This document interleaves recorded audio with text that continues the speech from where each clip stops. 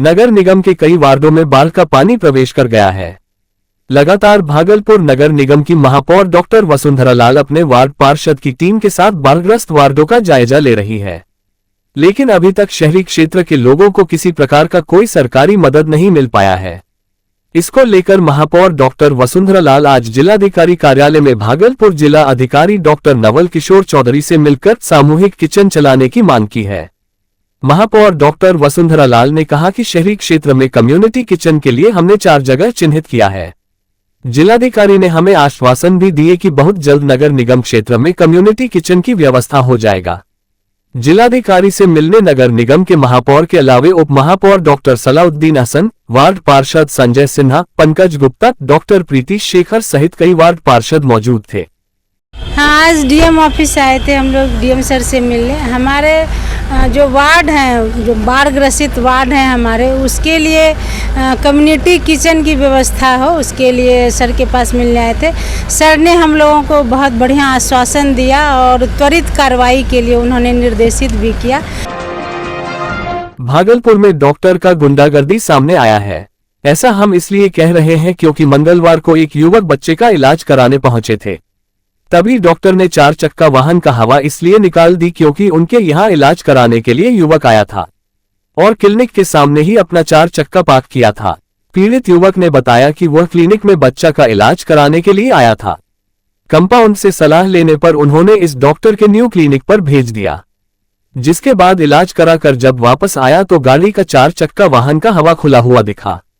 पूछने पर डॉक्टर ने धमकी भरी लहजे में कहा कि हाँ, हमने हवा खोला है। किसने कहा था यहाँ वाहन पार्क करने के लिए? इससे समझा जा सकता है कि भागलपुर में अब डॉक्टरों का गुंडागर्दी कितना है। किसी के निजी 4 चक्का वाहन का हवा भी खोल दे रहा है, ऊपर से धमकी भी दे रहा है, जिससे नाराज युवक ने घटना की जानकारी डायल 112 को दी। सूचना के बाद मौके पर पहुंचे डायल 112 की टीम ने मामले को शांत करवाया, लेकिन सवाल है कि डॉक्टर को किसी के निजी वाहन का हवा खोलने का हक किसने दी? ऐसा था, हम सुरेंद्र प्रसाद सिंह के पास, हम डॉक्टर के पास बच्चे को दिखाने के लिए आए थे। कान का प्रॉब्लम था, तो हम यहाँ आए चैम्बर में। आने के बाद हम कंपाउंडर से मिले, वो बोला कि यहाँ नंबर नहीं लगता है, एक न्यू क्लिनिक खुला है, वहाँ चले जाओ। तो हम गाड़ी यहाँ लगाए और चले गए वहाँ जाने के बाद वो नंबर वगैरह लगाए, पैसा वगैरह सब चीज़ जमा किए। वहाँ से बोला कि फिर डॉक्टर यहाँ नहीं, वहीं देखेगा सुरेंद्र प्रसाद सिंह। तो हम फिर यहाँ आए। यहाँ आने के बाद हम देखे मेरा गाड़ी का चारों तार हवा खुला हुआ था। तो हम बोले कि मतलब मेरा गाड़ी का चारों टायर का हवा खोला, मतलब कैसे, कौन खोल दिया? तो वो बोलता है फिर मतलब हम खोले हैं, मतलब तुम्हारा यहाँ थोड़ा पार्किंग है, तुम कौन बोला यहाँ लगाने के लिए, कैसे लगाया तुम यहाँ, पूरा बोलने लगा। तो फिर हम बोले कि देखिए भाई, एक बार तो कम से कम हमको बोल देते कि यहाँ मतलब लगाने का नहीं है, हम कहीं लगा लेते, या पार्किंग या कोई भी चीज़ में हम उधर डाल देते। यहाँ लगाने का हमको नहीं होती था। आपका कंप्यूटर से हम यहाँ बात करके गए हैं, तो ऐसा नहीं करना चाहिए। भागलपुर में आंगनबाड़ी सेविका की चाकू गोदकर हत्या कर दी गई। घटना कजरेली थाना क्षेत्र के शाहपुर तमोनी का है। वारदात को अंजाम मृतिका के पति रियाजुद्दीन उर्फ राजू ने दिया। मरने वाले की पहचान बीवी शमसुल निशा के रूप में की गई है। मिली जानकारी के मुताबिक मृतिका ने अपने पति रियाजुद्दीन उर्फ राजू से 6 महीने पहले डिवोर्स ले लिया था। उसी के गुस्से में पति ने वारदात को अंजाम दिया है। मृतका के भतीजा मुस्तफा के माने तो मृतिका के पति कमाता नहीं था और आए दिन विवाद करता था। इसी गुस्से में मृतिका ने उससे डिवोर्स ले लिया। दोनों पति पत्नी का घर आमने सामने है। वहीं आज जब आंगनबाड़ी सेविका अपने घर में खाना खा रही थी तो पति ने चाकू से उनके शरीर पर कई बार हमला किया, जिससे कि वह गंभीर रूप से घायल हो गई। घायल अवस्था में परिजनों ने उसे इलाज के लिए जवाहरलाल नेहरू मेडिकल कॉलेज अस्पताल ले जा रहे थे। रास्ते में उनकी मौत हो गई। इधर घटना की जानकारी मिलने के बाद मौके पर पहुंची पुलिस ने मामले की छानबीन शुरू कर दी है। पुलिस ने शव को कब्जे में लेकर पोस्टमार्टम की प्रक्रिया में जुटी हुई है। जो है लोगों में शुरू से वो बैठ के खाता था हमेशा। मेरे चचा जी भी हुए और फूफा जी भी हुए, ठीक है ना। तो मेरी चचेरी फूफू भी हुई। तो एक बैग जो अंधड़ के 10 मिनट पहले ही इन पर जा कर के हमला किया और 5-6 महीना हो गया था, इसको डिवोर्स दे दिया था। कौन हमला किया था? उनके पति। अच्छा। राजू नाम है। अच्छा, ठीक है। वो हमला किया, घर के बगल में ही घर था, एक गेट से एक गेट सटा हुआ था। बस तुरंत गया और जो है चाकू से वार किया एक बार यहाँ पर किया, एक थोड़ा पेट के पास किया, नाभि के पास किया 2-3 बार, और लुंगी पहने हुआ और शर्ट पे, और छुरा लेते ही अपना वो भाग निकला। भागलपुर में देर रात हुई जोरदार बारिश और आंधी से जिले के कई हिस्सों से तबाही का मंजर सामने आया है। जगह जगह पेड़ और बिजली के तार टूटकर सड़क पर गिर गए हैं। कई जगह पर लोगों के आशियाने उजड़ गए हैं। शहर के हवाई अड्डा मैदान के समीप मुख्य सड़क पर एक बड़ा सा पेड़ और हाई टेंशन तार टूटकर सड़क के बीचों बीच गिर गया, जिससे शहर में जाम की समस्या उत्पन्न हो गई। सड़क के दोनों तरफ वाहनों की लंबी कतार लगने से स्कूली बच्चों के साथ आम लोगों को खासी परेशानियों का सामना करना पड़ा। पूरे बिहार के साथ साथ भागलपुर के भी निचले हिस्सों में बाढ़ का कहर जारी है, जिसके कारण लोगों के पास रहने का कोई घर नहीं, सोने के लिए कोई बिस्तर नहीं और खाने का कोई अन्न नहीं है। चारों ओर त्राहिमाम की स्थिति है। ऐसे में बिहार सरकार द्वारा जन वितरण प्रणाली द्वारा दिए जाने वाले अनाज भी बाढ़ की विभीषिका की भेंट चढ़ रहा है। हजारों क्विंटल अनाज बढ़ते बाढ़ की पानी के आगोश में समा जाने से खराब हो गया है। मामला रन्नूचक मकनपुर के जन वितरण प्रणाली की एक दुकान का है, जहां रातों रात बाढ़ का दुकान में प्रवेश कर जाने से 55 बोरा गेहूं और चावल खराब हो गया है। वहीं रन्नूचक मकनपुर के जन वितरण प्रणाली के संचालक राम कुमार दास ने कहा कि हमारे क्षेत्र में अचानक रातों रात बाढ़ का जलस्तर बढ़ जाने के कारण 55 बोरा अनाज पानी डूबकर सड़ गया, जो वितरण करने की स्थिति में नहीं है। हम लोग के यहाँ जाने का कोई रास्ता नहीं है, बस एक नाव का ही सहारा है।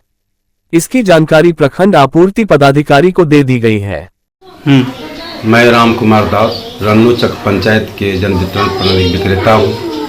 मेरी दुकान में रविवार के दिन अनाज निकालते निकालते गेहूं चावल निकालते निकालते 55 बोरा मेरा पानी में डूब गया। उसको भी निकाले, अनाज दूसरे दिन सड़ गया, लेने लायक अनाज नहीं है।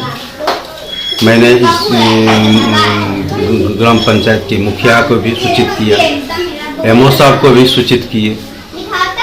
मेरी स्थिति दुकान का जो है 1.5 फीट पानी है। बाढ़ ने इस बार इस तरह तबाही मचाई कि शहरी क्षेत्र के लोग भी इससे प्रभावित हो गए।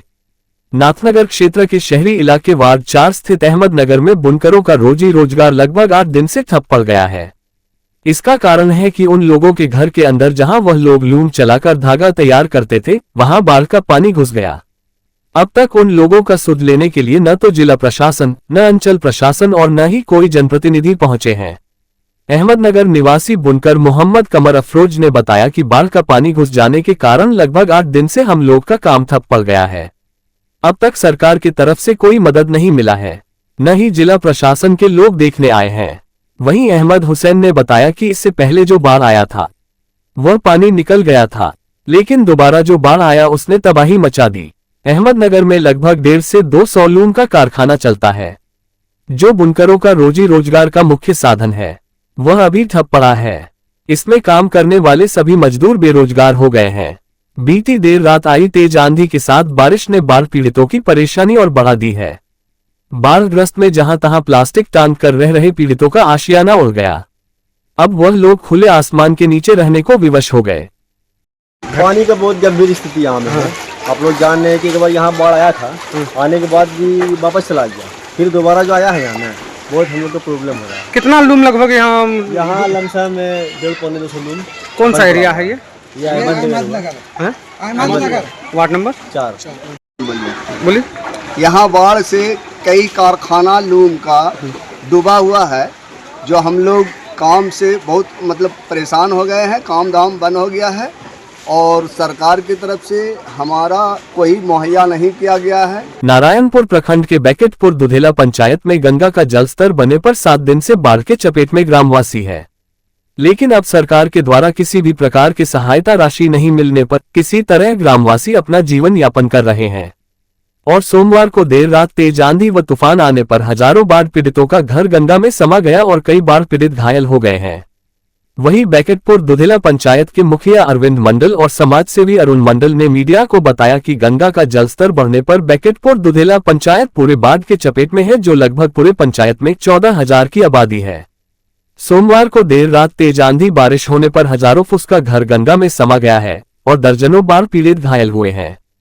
सीओ, वीडियो, एसडीओ, विधायक को कहने पर भी अब तक जिला प्रशासन के द्वारा कोई भी टीम देखने तक नहीं आई है।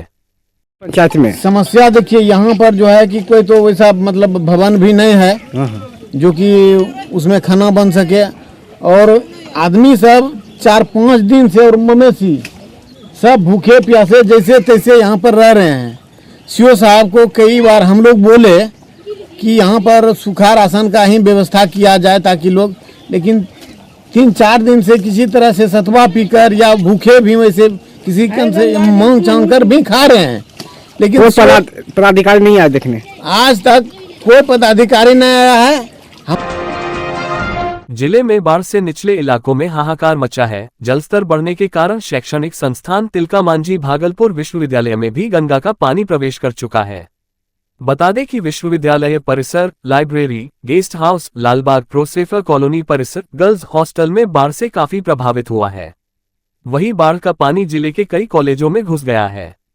वहीं इन दिनों तिलका मांझी भागलपुर विश्वविद्यालय की तरफ से परीक्षा आयोजित की गई है, जिसको अब रद्द कर दिया गया है। दरअसल कई कॉलेजों में बाढ़ का पानी घुस जाने के कारण परीक्षार्थियों ने विश्वविद्यालय के परीक्षा विभाग को इसकी सूचना दी थी। इसी बाबत तिलका मांझी भागलपुर विश्वविद्यालय ने सभी तरह की परीक्षा को अगले आदेश तक के लिए रद्द कर दिया है। वहीं कुलपति प्रो जवाहरलाल के आदेश पर परीक्षा नियंत्रक डॉक्टर कृष्ण कुमार ने रविवार को देर शाम अधिसूचना जारी कर दिया है।